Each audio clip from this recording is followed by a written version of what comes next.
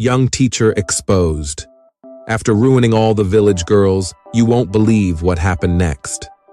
In the quiet village of Kumba, nestled between rolling hills and endless savanna, the arrival of Mr. Leko was celebrated like the coming of rain after a long drought. He was young, charming, and well-spoken, carrying books under his arm and dreams in his heart. The elders welcomed him with open arms, entrusting him with the sacred task of educating their daughters and steering them toward brighter futures. Little did they know, the man they celebrated would become the source of their greatest nightmare. The beginning of trust. Mr. Leko wasted no time earning the villagers' trust. His gentle voice soothed nervous parents, and his confidence inspired the girls to embrace learning. He spoke passionately about the dangers of early pregnancies and promised to empower the girls through education. Within weeks, he became more than a teacher. He was a role model. But behind his warm smile lurked shadows of deceit. Late at night, Leko would stare into the mirror, his reflection mocking him. He knew he had fooled them all. The thrill of power fed his twisted desires, and soon, his hunger grew insatiable. The first victim. The first victim was Sela, a shy girl who dreamed of becoming a healer. Leko praised her intelligence and promised to help her achieve greatness. She trusted him completely, unaware that each lesson was a trap, pulling her deeper into darkness. Sela's bright eyes dimmed and her laughter faded. She carried a secret too heavy for her fragile heart. Whispers and fear. The whispers began.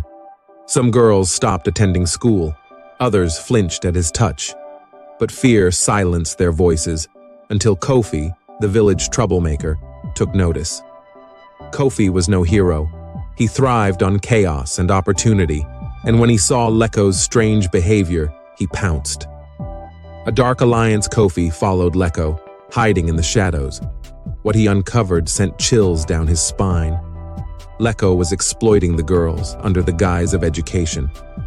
Kofi confronted him, but instead of exposing the truth, he saw a chance to gain power.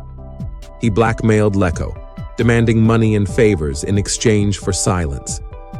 Leko complied, but the alliance of darkness only deepened the corruption. The breaking point. Everything unraveled one fateful evening when Amara, the village beauty with dreams of becoming a queen, collapsed during a festival dance. The drumbeats stopped. Her mother wailed as the healer examined her trembling body. When the healer announced Amara's pregnancy, the village erupted. Fear turned to rage, and rage turned to fire. Justice awakens. Under the moonlit sky, the villagers stormed the school. Torches blazed as they dragged Leko from his classroom. Kofi, sensing danger, tried to flee, but was cornered.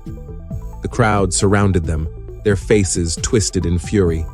Cries for justice rang out as Leko fell to his knees, begging for mercy. The trial, under the baobab tree. Amara stood before him, her voice trembling but strong. "You betrayed us. You stole our trust and ruined our lives." Her words pierced the night, igniting the villagers' determination to make things right.